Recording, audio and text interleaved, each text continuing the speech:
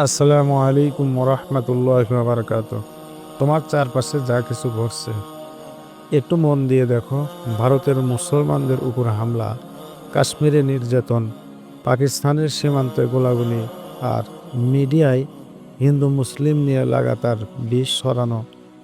এসব কি শুধু রাজনৈতিক ঘটনা?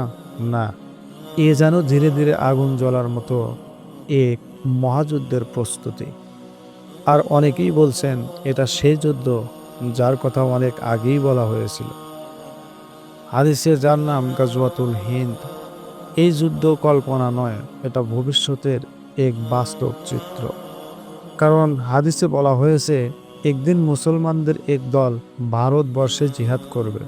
তারা হয়তো শহীদ হবে, নয়তো বিজয় লাভ করে সিরিয়ার দিকে অগ্রসর হবে। এ কথা প্রিয় নবী মুহাম্মদ সাল্লাল্লাহু আলাইহি ওয়াসাল্লাম নিজেই বলেছেন। হাদিসে এ যুদ্ধকে আখেরি জামানার সবচেয়ে গুরুত্বপূর্ণ যুদ্ধগুলোর মধ্যে ধরা হয়েছে। এখন ভাবো, পাকিস্তান ও ভারতের বর্তমান অবস্থা কি বলছে। ভারত দিনের পর দিন মুসলমানদের বিরুদ্ধে আইন করছে। কোথাও একজন মুসলিম গরু কাটলেই তাকে পিটিয়ে হত্যা করা হচ্ছে, কোথাও মেয়েদের হিজাব খুলে নেওয়া হচ্ছে, কোথাও নামাজ পড়লে থানায় ধরে নিয়ে যাচ্ছে। আর যারা এর প্রতিবাদ করে তাদের ঘর বাড়ি ভেঙে দেওয়া হচ্ছে। এসব কি ছোট ছোট ঘটনা? না, এগুলো বড় ফিতনার প্রথম ধাপ। এদিকে পাকিস্তানে দিন দিন ইসলামী ভাবনা বাড়ছে। সাধারণ মানুষ বলছে আমাদের ইসলামী শাসন দরকার। আফগানিস্তানে তালেবান এসেছে, কাশ্মীররা বলছে আমরা স্বাধীনতা চাই, ইসলামী অধিকার চাই। যেন মুসলিম উম্মার মধ্যে একটা অদৃশ্য আগুন জ্বলছে। সবাই অপেক্ষায় কবে সেই দিন আসবে যেদিন এক কাতারে দাঁড়িয়ে তারা লড়বে। একটাই উদ্দেশ্য, আল্লাহর ধর্মকে বিজয় করার জন্য। আবার তাকাও আন্তর্জাতিকভাবে কি হচ্ছে। ভারত, আমেরিকা ও ইসরায়েলের বন্ধুত্ব, ওদিকে চীন, পাকিস্তান, রাশিয়া, ইরান, এরা একসাথে জোট বাঁধছে। এখন যুদ্ধ মানে শুধু গোলাবারুদ না, যুদ্ধ হচ্ছে মিডিয়াতে, ইন্টারনেটে, ইউটিউবে, ফেসবুকে। সেখানে ভারতের লোকজন মুসলিমদের নিয়ে কটাক্ষ করছে, অপমান করছে, আর মুসলমানেরাও ভিডিও বানিয়ে জবাব দিচ্ছে। মানসিক যুদ্ধ শুরু হয়ে গেছে। আর হ্যাঁ, এটা কেবল ভারত পাকিস্তানের যুদ্ধ নয়, এই যুদ্ধের সাথে জড়াবে কাশ্মীর, আফগানিস্তান, বাংলাদেশ, এমনকি মধ্যপ্রাচ্য, তুরস্ক, ইরান।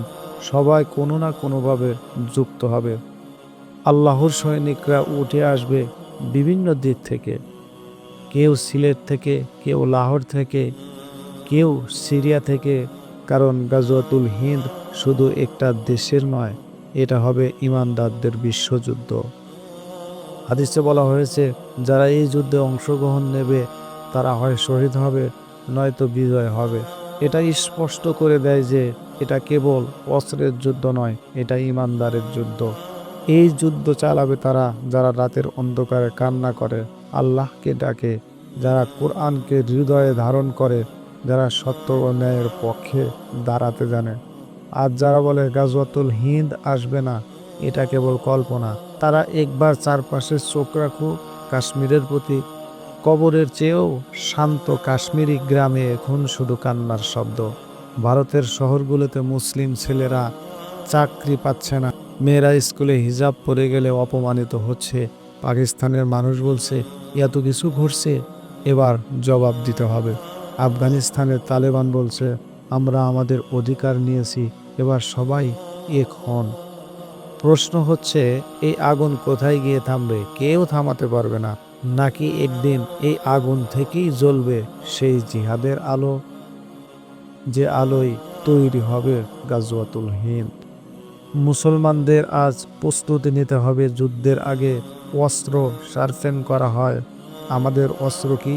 ইমান, তাকওয়া, কোরআনের জ্ঞান, একতা। এই যুদ্ধের সৈনিক হতে হলে আগে আল্লাহর দিকে ফিরে যেতে হবে। রাতের আঁধারে আল্লাহকে ডাকতে হবে, মন থেকে বলতে হবে হে আল্লাহ, তুমি যদি আমাকে এই যুদ্ধে অংশ নিতে ডাকো আমি রাজি আছি। হয়তো সেই দিন আসছে খুব তাড়াতাড়ি। হয়তো এখনোই কেউ একজন সীমান্তে দাঁড়িয়ে আছে, আকাশের দিকে তাকিয়ে বলছে, হে আমার রব, কবে আসবে তোমার ওয়াদা? আর যদি সেই দিন এসে যায় তাহলে কি তুমি প্রস্তুত? তুমি কি হতে চাও সেই সৈনিকদের একজন যাদের নিয়ে নবী করিম সাল্লাল্লাহু আলাইহি ওয়াসাল্লাম বলেছিলেন তারা হবে সেই শ্রেষ্ঠ জাতি যারা হিন্দে জিহাদ করবে।